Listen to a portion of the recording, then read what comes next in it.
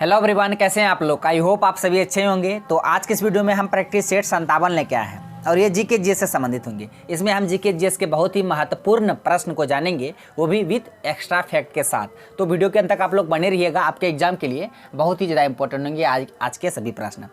तो चलिए शुरू करते हैं। पहला क्वेश्चन आप सबके लिए कि निम्नलिखित में से कौन सी नहर नहीं है। ये चार ऑप्शन में बताना आपको कौन सा नहर नहीं है। ऑप्शन में दे रखा कील, सुएज, पनामा, राइन। पहले हम इसका आंसर बताएंगे, उसके बाद जो चार ऑप्शन दिया है उन सब के बारे में डिटेल से जानेंगे। तो पहले हम इसका आंसर बता देते हैं। ऑप्शन डी हो जाएगा राइन। ये राइन नदी है। राइन क्या है? नदी है और ये जर्मनी देश में बहते हैं। कहाँ? जर्मनी में राइन नदी है। बाकी इसके अलावा कील, सुएज, पनामा ये तीनों नहर है, लेकिन राइन नहर नहीं है, ये नदी है। इसका आंसर ऑप्शन डी हो गया। अब चलते हैं कील, सुएज नहर, उसके बाद पनामा नहर। ये तीनों के बारे में हम विस्तार से जानते हैं, है ना। तो एक न्यू पेज ले लेते हैं। पहला है कील नहर। कील नहर ये किसको किससे जोड़ता है? ये उत्तरी सागर को बाल्टिक सागर से, बाल्टिक सागर से। इसको आपको याद रखना, बहुत ज़्यादा इंपॉर्टेंट है ना। कि जो कील नहर है ये किसको जोड़ता है? तो उत्तरी सागर को बाल्टिक सागर से जोड़ता है, पहला। दूसरा था सुएज नहर। सुएज नहर, सुएज नहर किसको किससे जोड़ता है? ये भूमध्य सागर को, ये भूमध्य सागर को लाल सागर से, भूमध्य सागर को लाल सागर से। याद रखिएगा, सुएज नहर किसको जोड़ता है? भूमध्य सागर को लाल सागर से। नेक्स्ट था पनामा नहर। पनामा नहर, पनामा नहर ये प्रशांत महासागर को, प्रशांत महासागर को अटलांटिक महासागर से, प्रशांत महासागर को अटलांटिक महासागर से। तो देखिए हम चारों के बारे में डिटेल से बता दिए। पनामा नहर किसको किससे जोड़ता है? प्रशांत महासागर को अटलांटिक महासागर से। सुएज नहर ये भूमध्य सागर को लाल सागर से। कील नहर ये उत्तरी सागर को बाल्टिक सागर से। और उसके बाद राइन बता दिए, राइन नदी है, ये जर्मनी में बहते हैं, स्विट्जरलैंड से निकलते हैं, जर्मनी में बहती हुई फिर आगे जाके समुद्र में मिल जाती है। तो फ्रेंड्स इसको आपको याद रखना है। अब चलते हैं अगले क्वेश्चन की ओर। क्वेश्चन है कि सर्वोच्च न्यायालय के जजों का वेतन किससे आहरित होता है, किससे दिया जाता है सर्वोच्च न्यायालय के जजों को वेतन, है ना। तो देखिए ऑप्शन में दिया लोक लेखा आकस्मिक निधि से, या संचित निधि से, या सहायक अनुदान से। तो इसका करेक्ट आंसर हो जाएगा ऑप्शन सी, यानी कि संचित निधि से। संचित निधि से सुप्रीम कोर्ट के जजों को वेतन दिया जाता है, संचित निधि से। अब इसको याद रखना है। उसके बाद संचित जो निधि है, संचित निधि ये किस अनुच्छेद के अंतर्गत आते हैं? ये भी क्वेश्चन एग्जाम में पूछते हैं। संचित निधि किस अनुच्छेद के अंतर्गत? अनुच्छेद 266 का फर्स्ट यानी 1 में इसमें संचित निधि आते हैं। एक होता है आकस्मिक निधि, इसको भी आपको याद रखना है। गलती लिख दी क्या? आकस्मिक निधि, संचित निधि, आकस्मिक निधि दोनों को याद रखना। ये आकस्मिक निधि अनुच्छेद 267, अनुच्छेद 267 में आकस्मिक निधि, और संचित निधि अनुच्छेद 266 का 1 में। ये दोनों बता दिए। और उसके बाद सुप्रीम कोर्ट के जजों का वेतन। तो इससे एक क्वेश्चन और याद रखिएगा, सुप्रीम कोर्ट का यानी कि सर्वोच्च न्यायालय, सर्वोच्च न्यायालय के वर्तमान में मुख्य न्यायाधीश कौन है? मुख्य न्यायाधीश यानी कि CJI, chief justice of India, chief justice of India CJI किस नंबर के हैं? 50वें नंबर के हैं वर्तमान में, 50वें नंबर के। कौन है? DY चंद्रचूड़। DY चंद्रचूड़ ये 50 नंबर के मुख्य न्यायाधीश है वर्तमान में सुप्रीम कोर्ट के। इससे पहले थे 49 नंबर के, कौन? उसको भी देख लीजिए। 49 नंबर के थे U ललित, उदय उमेश ललित, ये 49 नंबर के थे। और वर्तमान में है कौन? 50 नंबर के DY चंद्रचूड़। ये सभी फैक्ट को आपको याद रखना है, इस क्वेश्चन से रिलेटेड ही सारे प्रश्न आपके एग्जाम के लिए बहुत ही ज़्यादा इंपॉर्टेंट होंगे। आप चलते हैं अगले क्वेश्चन की ओर। क्वेश्चन है कि गुलाम वंश का प्रथम शासक कौन था, है ना। गुलाम वंश का प्रथम शासक ऑप्शन में दे रखा है इल्तुतमिश, कुतुबुद्दीन ऐबक, रजिया सुल्तान, आराम शाह। तो बता दें इसका सही आंसर ऑप्शन बी हो जाएगा, कुतुबुद्दीन ऐबक। ये गुलाम वंश के संस्थापक थे, ये मोहम्मद गौरी के गुलाम थे। और कुतुबुद्दीन ऐबक के गुलाम थे इल्तुतमिश, इसलिए इल्तुतमिश को गुलामों का गुलाम कहा जाता है।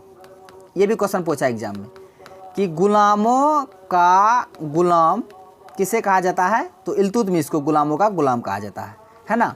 इसको भी आपको याद रखना है। मोहम्मद गौरी के गुलाम थे कुतुबुद्दीन ऐबक, कुतुबुद्दीन ऐबक के गुलाम थे इल्तुतमिश जो कि उसके दामाद थे। इनको आपको याद रखना। और गुलाम वंश के संस्थापक थे कुतुबुद्दीन ऐबक। और उसके बाद कुतुबुद्दीन ऐबक के बाद शासक कौन बने थे, आराम शाह। ये क्वेश्चन बिहार पुलिस के एग्जाम पूछा था। आराम शाह ये द्वितीय शासक थे, ये द्वितीय शासक थे, यानी कि कुतुबुद्दीन ऐबक के बाद बने थे गुलाम वंश के शासक। मात्र ये 5-6 महीने के लिए, है ना। ये उतना फेमस नहीं था, मतलब योग्य शासक नहीं था। उसके बाद फिर इसके दामाद जो थे गुलाम वंश के वास्तविक संस्थापक इसे कहे जाते हैं।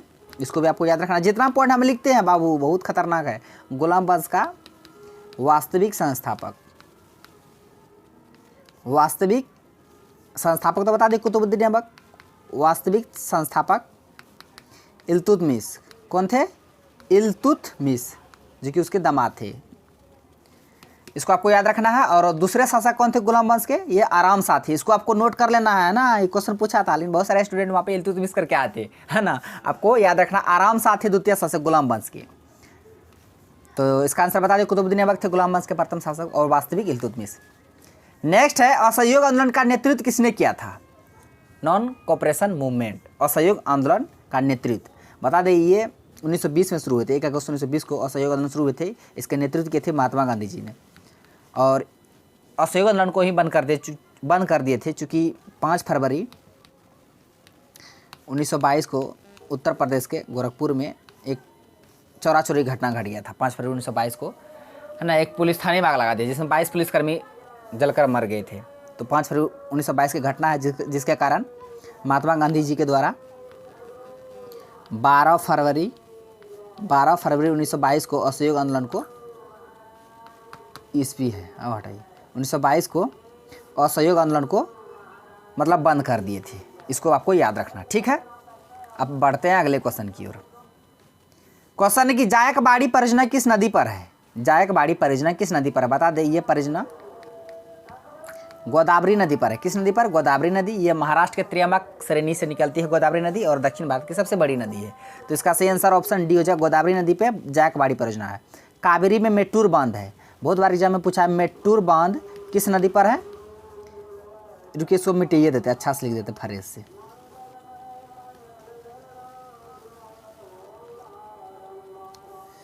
कावेरी नदी पर मेट्टूर बांध है। मेट्टूर बांध किस नदी पर है, कावेरी नदी पर। और नर्मदा नदी से क्वेश्चन पूछता है, ये तो पश्चिम की ओर बहने वाली नदी है नर्मदा नदी, और इसमें धुआंधार जलप्रपात है। धुआं है,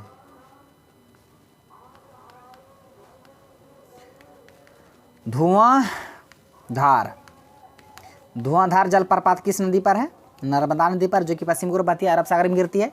झेलम नदी पर तुलबुल परियोजना, झेलम नदी पर तुलबुल परियोजना। ये सारे पॉइंट को आपको याद रखना है, ठीक है। इसका आंसर ऑप्शन डी हो गया, गोदावरी नदी पर है जायकवाड़ी परियोजना।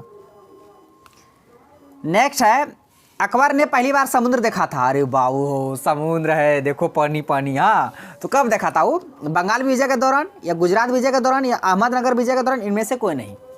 तो बता दे अकबर ने पहली बार समुद्र देखा था गुजरात विजय के दौरान, है ना। गुजरात विजय 1572 में, फिर 1573 में सूरत को भी मतलब सूरत पर विजय प्राप्त किया था। लेकिन 1572 ईस्वी में गुजरात विजय अभियान चलाया था और जीता भी उसको। और गुजरात विजय के उपलक्ष्य में ही बुलंद दरवाजा का निर्माण कराया गया था फतेहपुर सीकरी में। बुलंद दरवाजा का निर्माण, जो कि भारत का सबसे ऊंचा दरवाजा, बुलंद दरवाजा का निर्माण गुजरात विजय के उपलक्ष्य में अकबर के द्वारा बनवाया गया था फतेहपुर सीकरी में। इसको आपको याद रखना। लेकिन पहली बार जो समुद्र देखा था, तो क्योंकि देखिए गुजरात के बगले में है ना, अरब सागर कहाँ है, गुजरात के जस्ट बगल में, वहाँ से पूरा समुद्र दिखेगा, समुद्र। तो ही पहली बार देखा था अकबर गुजरात विजय के गुजरात विजय के दौरान पहली बार समुद्र, ठीक है। अब बढ़ते हैं अगले क्वेश्चन की ओर।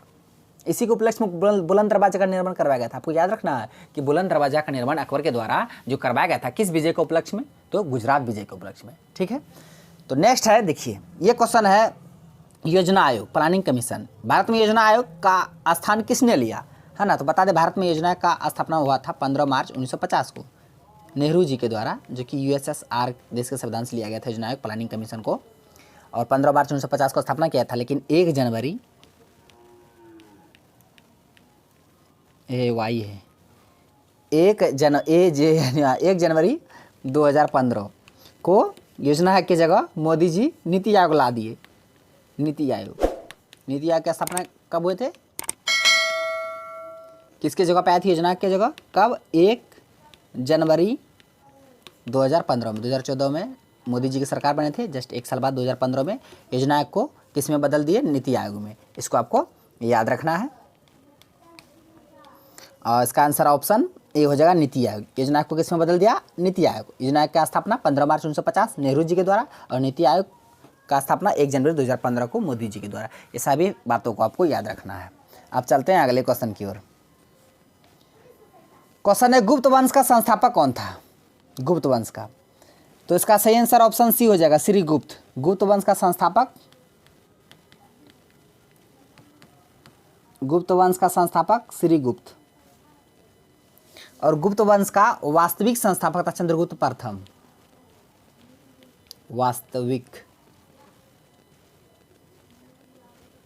वास्तविक संस्थापक चंद्रगुप्त प्रथम था और संस्थापक श्रीगुप्त। और कुमार गुप्त प्रथम ये नालंदा विश्वविद्यालय की स्थापना किए थे। नालंदा विश्वविद्यालय की स्थापना कुमार गुप्त प्रथम किए थे, नालंदा विश्वविद्यालय। और श्रीगुप्त संस्थापक थे, चंद्रगुप्त प्रथम ये वास्तविक संस्थापक थे गुप्त वंश के, और चंद्रगुप्त द्वितीय इन्होंने ही विक्रमादित्य की उपाधि धारण की थी। इसको भी आपको याद रखना है, ठीक है। नेक्स्ट है भारत में वित्तीय वर्ष प्रारंभ होने की तिथि है। जो वित्तीय वर्ष है भारत का वित्तीय वर्ष 1 अप्रैल से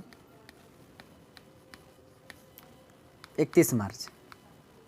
भारत में वित्तीय वर्ष 1 अप्रैल से 31 मार्च। और RBI reserve bank of India का वित्तीय वर्ष, RBI का वित्तीय वर्ष 1 जुलाई से 31 जून। ये RBI का वित्तीय वर्ष है। लेकिन भारत सरकार का वित्तीय वर्ष है 1 अप्रैल से 31 मार्च। तो देखिए वित्तीय वर्ष आरंभ होने की तिथि कब है, 1 अप्रैल। इसका सही आंसर ऑप्शन ए हो जाएगा, 1 अप्रैल। अब चलते हैं अगले क्वेश्चन की। दोनों का वित्तीय वर्ष याद रखिए, ठीक है। RBI का 1 जुलाई से 31 जून और भारत का 1 अप्रैल से 31 मार्च। नेक्स्ट ये क्वेश्चन आपके लिए है, कमेंट बॉक्स में इसका आंसर देना है। क्वेश्चन पढ़ देते हैं। बांस किस कुल का पौधा है, घास का, वृक्ष का, दोनों, इनमें से कोई नहीं। तो फ्रेंड्स आज का क्वेश्चन बस यहीं तक था। सारे क्वेश्चन को मैं एक बार रिवाइज करा देते ताकि आप लोग को यहीं पे याद हो जाए। भारत में वित्तीय वर्ष का प्रारंभ 1 अप्रैल। गुप्त वंश का संस्थापक श्रीगुप्त। भारत में योजना किसका स्थान ले लिया, नीति आयोग। यानी कि योजना का स्थान कौन ले लिया, नीति आयोग। अकबर ने पहली बार समुद्र देखा था गुजरात विजय के उपलक्ष्य में, मतलब गुजरात विजय के दौरान। जायकवाड़ी परियोजना गोदावरी नदी पर। असहयोग आंदोलन का नेतृत्व महात्मा गांधी जी ने 1920 में हुए थे। गुलाम वंश के संस्थापक कुतुबुद्दीन ऐबक। उसके बाद सर्वोच्च न्यायालय के जजों को वेतन दिया जाता है संचित निधि से, जो कि अनुच्छेद 266 के 1 में है। उसके बाद पनामा नहर जोड़ते हैं प्रशांत को अटलांटिक से, सुएज नहर भूमध्य सागर को लाल सागर से, कील नहर उत्तरी सागर को बाल्टिक सागर से, और कौन से नहर नहीं है, राइन, ये नदी है। तो फ्रेंड्स आज का क्वेश्चन बस यहीं तक था। सारे क्वेश्चन को हम विद एक्स्ट्रा फैक्ट के साथ बता दिए। आई होप आपको वीडियो पसंद है। अगर वीडियो पसंद है तो मेरा वीडियो को लाइक कीजिए तथा मेरा यूट्यूब चैनल कर दीजिए सड्डा को सब्सक्राइब करें और बेल आइकन को भी हिट कर दीजिए ताकि हर एक लेटेस्ट वीडियो का नोटिफिकेशन तुरंत आप तक पहुंच जाए। थैंक्स फॉर वॉचिंग वीडियो, धन्यवाद। मिलते हैं नेक्स्ट वीडियो में नेक्स्ट टॉपिक के साथ। अब तक के लिए जय हिंद।